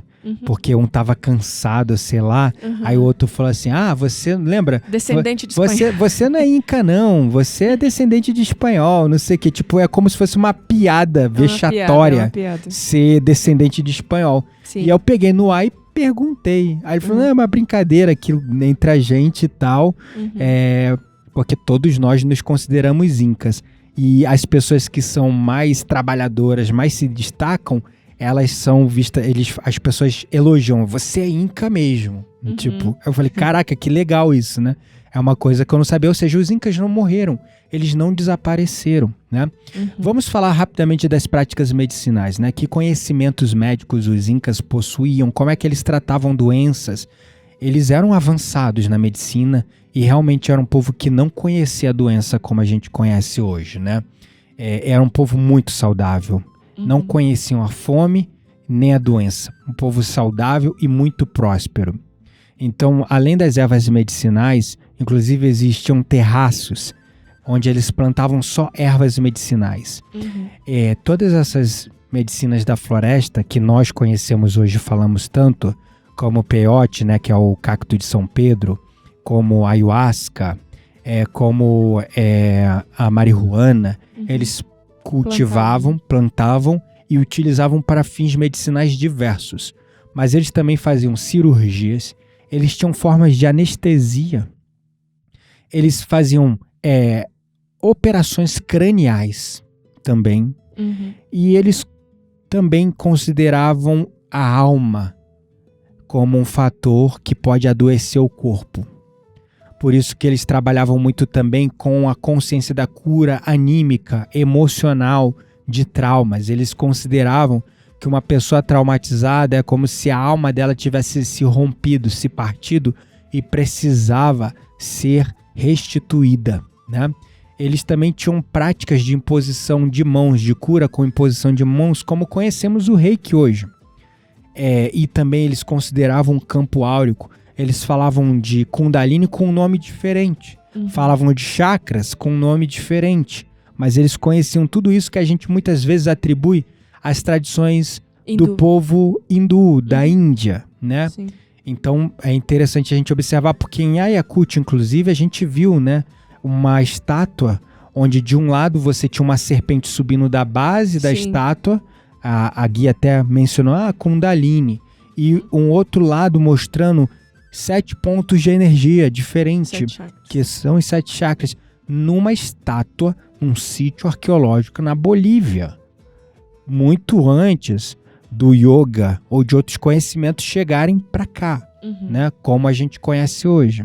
Exato. Além disso, os incas respeitavam, e a gente vê isso ainda, como eles têm um respeito muito maior pela natureza que nós temos, né? Então eles tinham um entrelaçamento com a natureza muito grande. E na época dos incas isso ainda era maior. O menor inseto é tão importante quanto os maiores animais e os humanos. E a sociedade e hierarquia dos incas, né? Como é que era estruturada? Estou acelerando porque esse episódio já está ficando longo, eu quero passar por todos os pontos. Os incas, como eu disse, era como o povo escolhido. E eles habitavam na hierarquia, na pirâmide hierárquica, nos pontos mais altos, como clero, nobreza, realeza. Né? Então, assim se organizava abaixo desse espaço de ciência, espiritualidade, realeza e nobreza. Aí vinha o pueblo, o povo, que eram os povos pré-incaicos, os Huares, os Chacapoyas, o Xabin e tantos outros, né? E vamos falar, finalmente, de uma das coisas que eu aprendi lá e eu não conhecia, que é uma coisa que você vê ainda vivo no sangue, na cultura do peruano, não talvez no nível que foi dos incas, porque acabamos nos corrompendo com o capitalismo de uma maneira ou de outra, né?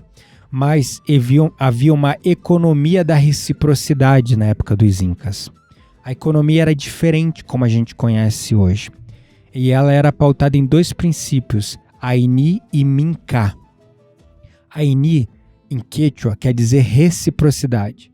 É você fazer algo pelo teu vizinho porque você quer fazer para o bem maior do todo, mas no teu íntimo sabendo que pela lei da reciprocidade aquilo vai retornar para você, através da mão do teu vizinho ou da mão de qualquer outra pessoa.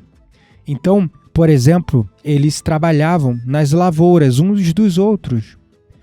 Não era assim, eu tenho minha lavoura, tu tem a tua, cada um faz o teu e dane-se. Não, eles se ajudavam mutuamente no plantio, na colheita, depois eles separavam e sobrava muita coisa, porque era um ajudando o outro. Então, em vez de pegar, pensa assim, não, mas aquele ali tem um terreno menor que o meu, e se eu for dividir com o que o meu terreno é maior, se eu dividir com o que tem o terreno menor, eu vou perder e ele vai ganhar mais. Não tinha isso. Eles não pensavam nisso, em ganhar mais que o outro. E sabe o que acontecia nessa economia de colaboração? Sem pensar em ter mais que o outro, todo mundo tinha muito e sobrava. Por isso que eles não conheciam a fome e não conheciam a doença. Então eles trabalhavam um ajudando o outro. Quando um casal se casava, eles se juntavam e iam construir a casa daquele casal, como uma comunidade. Não tinha um pedreiro. Claro, tinha um mestre de obras ali que dominava o conhecimento, coordenava, mas ele metia a mão para fazer também. Igual falando lá com o guia de Machu Picchu, eu falei, nossa, eles movimentavam as pedras muito grandes aqui, eles usavam escravos. Ele olhou para mim, arregalou o olho, como se eu tivesse falado o maior insulto da vida. E ele falou assim, escravos? Não haviam escravos. Não existiam escravos no Peru. Ninguém tentava dominar o outro. E aí eu falava, nossa... Aí ele falou alguma coisa assim do arquiteto.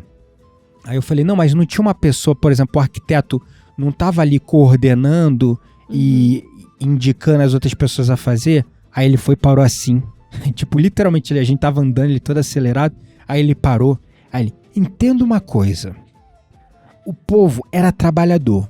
Não existia essa coisa de, engenheiro, todo pompa atrás de uma mesa e o resto trabalhando. O engenheiro pegava e fazia.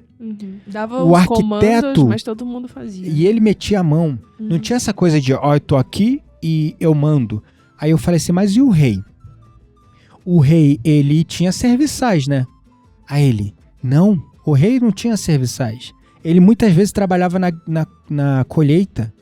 Aí eu falei, mas peraí, 600 pessoas morando aqui em Machu Picchu, todo mundo da nobreza e realeza deviam ter serviçais para trabalhar na lavoura, pessoas para trabalhar na construção. Ele disse que não. Aí ele falou, não, todo mundo trabalhava. Ele foi bem enfático, que ele parou assim e até aumentou a voz. Todo mundo trabalhava, do rei ao... Não importa a profissão, a profissão, todo mundo metia a mão, todo mundo trabalhava. Mas lá com os povos originários pré-incas, aí sim existiam serviçais, inclusive eram sepultados juntos. Sim, existia. Exatamente.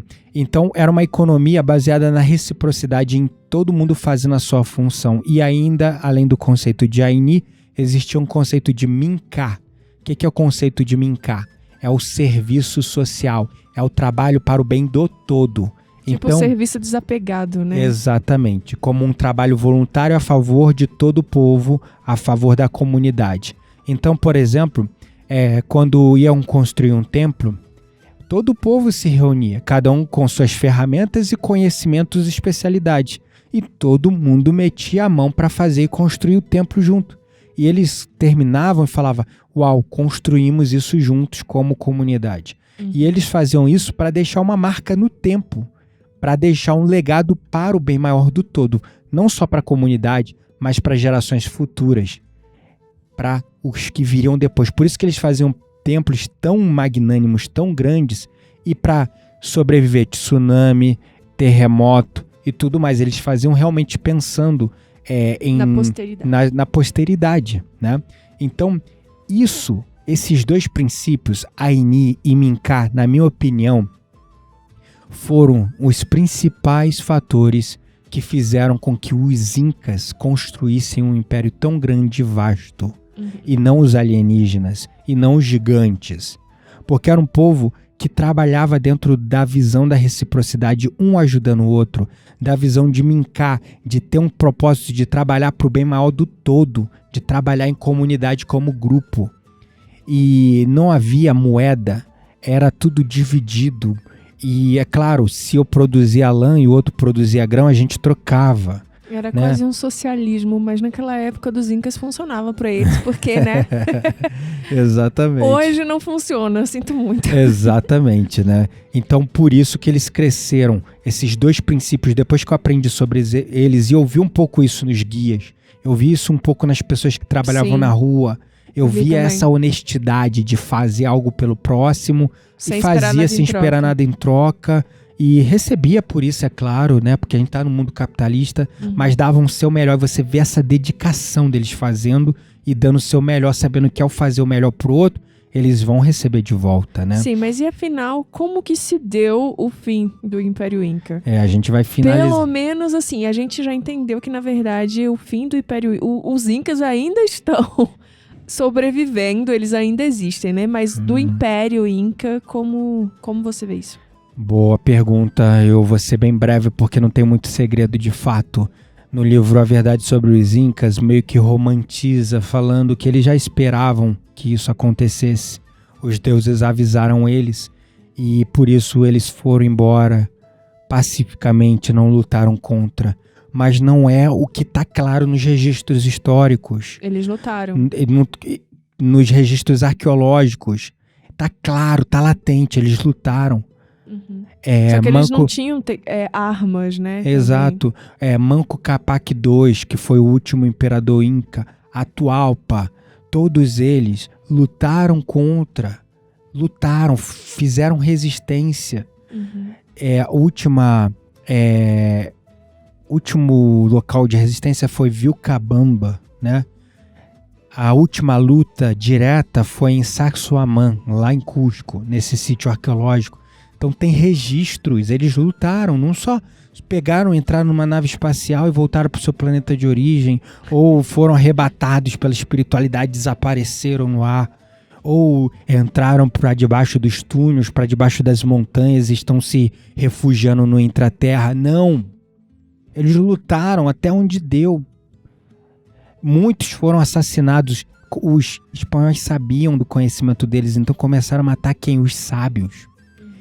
Que detinham conhecimento da escrita, das tradições, da arquitetura, porque a palavra mais próxima em Quechua para cientista, para o homem de ciência, era sábio, numa tradução para o português, né? Então, os grandes conhecedores e dominadores das tecnologias foram todos assassinados. De cima para baixo, clero, tudo, né? E aqueles que resistiram foram sumariamente assassinados. Os espanhóis chegaram lá no momento que, infelizmente, havia tido uma guerra civil entre os incas por direito de poder. Eles estavam fragilizados. E eles estavam fragilizados. Dois grupos, né, separados, divididos, lutando pelo direito de sucessão ao poder inca. Então eles já estavam passando por um processo de degeneração moral, de degradação moral. Aí os europeus viram isso e botaram mais lenha na fogueira. É a tática antiga dos europeus, dividir para conquistar. Dos colonizadores, vamos falar assim, né? O europeu é duro demais, mas dos colonizadores da época. Era dividir o povo que estava ali, dividir a coesão daquele povo, colocar o povo para brigar entre si, para aproveitar a fraqueza e conquistar todo o resto como os grandes salvadores. Estamos aqui para unificar essas terras e ajudar vocês, né? Então, foi assim que se deu o fim do Império Inca. Mas os incas estão lá ainda, no sangue das pessoas que ainda vivem nas terras. Os descendentes dos incas estão lá, são os peruanos. Claro, misturados, porque nem todos os incas foram assassinados. Acabaram se convertendo à fé católica, apostólica romana, cristã. Sim, tanto que Ayacucho é muito católico, né? Tipo, acho que o mês de fevereiro lá, eles recebem turistas do Peru inteiro justamente por conta de festas católicas. De um feriado católico, exatamente, né? De uma festa católica. Então, como é que esses povos colonizadores faziam para dominar os povos gerais? Primeiro chegavam e começavam a implantar e empurrar a língua para fazer com que a identidade cultural se dissolvesse. Depois começava a ensinar a religião. E os costumes. E os costumes, a cultura. Depois começava a construir, destruir coisas. Destruir templos e construir igrejas. Tanto que a própria cidade de Cusco tinha vários templos, né? E hoje tem várias igrejas, justamente porque onde tinha templo eles derrubaram e fizeram uma igreja no lugar. É incrível, é muita igreja, cara. Tem igreja assim a cada esquina e justamente eles fizeram isso propositalmente. Onde havia templo ou algum lugar sagrado inca, que haviam muitos, eles pegavam, derrubavam e construíam uma igreja no lugar. Enfim, então foi assim o fim dos incas, né? E não é o fim como conta os livros, né? Porque os incas reinam até hoje. Na minha visão, eu vi lá, eles estão lá ainda, né? É isso aí. Enfim, então é isso.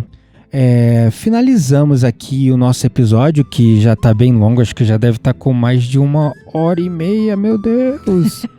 Nossa Senhora! Né? Se você nos ouviu até aqui é porque você ama muito a gente. Ou ama muita gente ou gosta muito do conhecimento sobre os incas, né? Vamos para a nossa roda mística? Bora lá.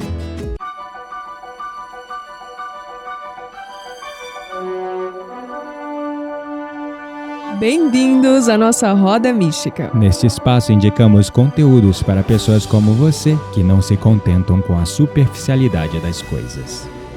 Chegamos na nossa roda mística e o que a gente vai indicar para esse Fora povo? todas as dicas que a gente já deu de turismo, né, durante o episódio. Vamos dar mais uma dica de turismo. Qual é a dica de turismo? Não vá para Ayacucho. Eu discordo.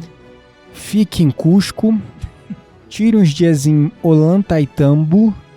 Se quiser, fica um dia ou outro, um dia no máximo em Águas Calientes. Vá para Machu Picchu, não deixe de ir. Mas dedique um bom tempo em Ollantaytambo, porque vale a pena, maravilhoso. E Cusco também tem muita coisa para ver lá em Cusco e em volta de Cusco. Ayacucho vale a pena, e só para constar, não tem tantas igrejas igual tem Cusco, o que significa que a preservação dos povos andinos lá permeia muito mais do que em Cusco, que foi europeizado. Então, fica aqui a minha dica. Ayacucho ainda é muito mais Peru e muito menos invasão europeia do que Cusco, que é muito turístico. Sim, tem mais coisas ali, porque, né, Machu Picchu tá perto e tal, e fomenta muito turismo. E Ayacucho é um turismo que pouca gente ainda conhece. Então, tem muita natureza bruta, tem vulcão, tem abismo, tem lagunas turquesas, Então vá para Ayacucho. Discordo do Gabriel, a opinião Tá, dele é se você quer ver beleza natural, realmente Ayacucho É que Gabriel e eu gostamos Mas de coisas diferentes. A cidade não tem muita estrutura, já vou A avisar. cidade não tem, mas Ayacucho não tem muita estrutura. Vai ter lá um bom lugarzinho pra você ficar limpinho. A gente ficou num Airbnb muito bom, né? Sim.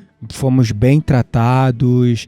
É gostoso, mas assim, é uma cidade pequena. A cidade não tem muita coisa pra fazer, mas Ayacucho não é um lugar pra você ir para a cidade. É um lugar pra você ir, se você quer entender como o Peru se tornou independente, Isso. né? Porque a batalha ali... Dos Pampas. Dos Pampas, exatamente. Que foi a última batalha contra os espanhóis. Exato. Aconteceu lá. A independência do Peru aconteceu lá. Uhum. Então, tem muita história nesse contexto, mas também tem muita natureza bruta. E esteja preparado para longas caminhadas e longas estradas de terras perigosas. No meio das montanhas dos Andes, literalmente com pedra caída no meio da pista. Se tu olha pra direita é precipício. Se o carro erra, tu vai parar lá E outra dica, embaixo. Não aluguem carro, tá? Não dá pra dirigir no Peru, gente, não rola. É muito complicado, o povo lá é meio louco no trânsito, sem contar que as estradas... Comparado com La Paz, é melhorzinho. Mas as estradas são piores. Mas as estradas são bizarríssimas. Então, assim, né, de dica de turismo é isso. Se for pra Ayacucho, fica no máximo 2-3 dias e vaza. Eu não acho, eu discordo. Depende do que você quer fazer. Se você gosta de aventuras, você quer fazer vulcão, abismo e o rio turquesa, vamos falar fique do 4 vulcão. dias. Vamos falar do vulcão. Vulcão é um amontoado de pedra com buraco no meio. Exato, Não incrível. tem lava no meio. É um pouco de água com enxofre lá no fundo. E é isso o vulcão lá, tá? Se você tá esperando piscinas termais super quentes... Existem. Elas existem, eu posso provar, mas eu tenho são foto. pequenas. E elas não são tão quentes assim. São quentes porque ele não botou nem o pé e não me deixou entrar. Eu botei a mão. Eu não queria que você morresse e sumisse dentro do... olha, tinha lá uma poça azul turquesa com calcário do lado, assim, a água com uns 42 graus, maravilhosa. Eu nunca entro em água, eu queria entrar naquela água e ele não me deixou entrar. E ainda fica dizendo que meu vulcão não valeu a pena. Então, assim... Não valeu. A gente discorda completamente porque Até ele que acha... a estrada na ida pro vulcão foi meio foda, assim, eu achei incrível. Linda, a estrada maravilhosa. Assim, tinha uma cidade subterrânea numa água. Montanhas e montanhas e montanhas e montanhas. Um abismo lindo, com uma cachoeira descendo, onde os... Era Condor? Como é o nome do passo? Fazia um buraco no meio da montanha. Lindo, incrível, gente. Minhas melhores fotos, se você gosta de fotografia, de natureza bruta, vá sim para Ayacucho e fique pelo menos 5 dias. Pra você conseguir... Meu Deus, não cai nessa armadilha de turista 5 dias, não. Deixa eu falar. Porque, 5 dias em Ayacucho seria perfeito. Você faria o primeiro dia pra descansar. Pra aí fazer a Milpo, tem que ser depois de maio. O período top é maio. Então, assim, se você for qualquer outra época do ano que quer fazer... Como é que é águas turquesas de Milpo, tu não vai fazer porque não tem água turquesa, ela fica só um tempo. Exato, mas por que eu falo 5 dias? Pra você fazer um vulcão e Milpo, você tem que descansar um dia. Porque é 4 horas pra ir, 4 horas pra voltar, entendeu? Naquelas estradas loucas do Peru. Então, 5 dias, você vai fazer, 2 passeios radicais. Você tem que descansar um dia depois de cada um. Isso é verdade. E pra fazer o abismo de Pucumpata... Pucumpata? Acho que é Pucumpata, que vale super a pena. Aí você não precisa descansar, então são 5 dias pra você fazer tranquilo. Cara, o abismo é incrível. Foi a parte que eu mais gostei. Vou contar pra vocês por que ele gostou do abismo. Caraca, me arrepiei, mano. Por que ele gostou do abismo? E por que eu gostei do abismo? Porque o carro para do lado do abismo, você desce andando 100 metros. Nada. E tá lá no abismo. Tudo que ele falou que não vale a pena é porque exigiu muito esforço físico e ele passava mal com altitude. Mas olha só, deixa eu avisar uma coisa. Não é porque não vale a pena. Vamos falar uma coisa aqui. Ayacucho indo para o vulcão. A gente quase fica com o carro enguiçado no meio do rio da água. Não, chega. Não, vamos a viagem embora. ali Tchau, me acabou deu o episódio. Pânico. Eu já falei assim, quero ir pra casa agora. Só porque a gente atravessou 2 rios e um lago. A gente atravessou 2 rios de carro, que não era um carro 4x4, pra atravessar rio, pra começo de conversa. Segundo, tava muito fundo e a estrada muda muito rápido. Na época de chuva, entre dezembro e março, não vá pra Ayacucho. Eu vou pro Peru em janeiro. Não vale a pena. Não vai em Ayacucho. Não vai pra Ayacucho. Mas só de dezembro a março. Nos outros meses você pode ir tranquilo, que vale a pena sim. Abril, meio pro final de abril, maio, junho e julho, talvez vai ter muita coisa boa, a estrada vai estar boa. Agora, as estradas, elas se tornam impossíveis. Choveu um pouquinho, períodos antes da gente chegar. Os rios que tinha que atravessar de carro, que eram riachinhos, para chegar no tal do vulcão, viraram riachões. O carro chegou a boiar no momento ali. Ai, tá bom. Então, assim, cuidado. Ele tem trauma com o negócio de carro em estrada que ele não conhece, então assim, né? Mas tem um documentário também pra quem quer entender um pouco mais, né, sim, de dica. da história dos Incas, na Exatamente, verdade. tem um documentário. É um documentário? É, a exploração Inca antigona. É uma do série History antiga. Channel, é. Então fica Ou aí da a dica. Discovery, não lembro. Mas é um documentário, exploração Inca, que dava ou no History Channel ou no Discovery. Tu vai encontrar no YouTube. Muito legal, vale a pena. Bom, gente, depois de não sei mais quanto tempo que a gente tá aqui Já falando deu do quase Peru. 1h40 de Peru. Nossa, realmente é o 100º episódio, né? É um episódio comemorativo, além da curva. Edição especial de todos os perrengues do Peru e todos os nossos aprendizados. Você só não falou que você ficou 3 dias quase morrendo de Já de é que a gripe. parte E o desinteressante Mantai, não que eu quase interessa. morri. O Mantai que a gente teve que subir e eu quase morri, tive que pegar um burrico pra subir o resto do Mantai. Ah, outra coisa, vai pro Peru, você vai ver no aeroporto em Cusco um monte de foto da Laguna Mantai, coisa linda. Não vá. Se você tem mais de 30 e problemas de respiratórios, E igual é o Gabriel, sedentário. não vá. Mas assim, é um passeio que vale a pena, tá?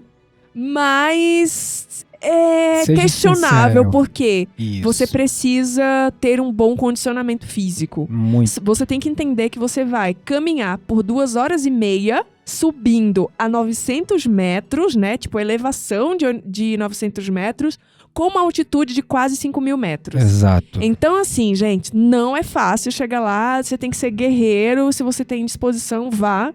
Se não, faz os negocinhos mais tranquilinhos mesmo. Exato.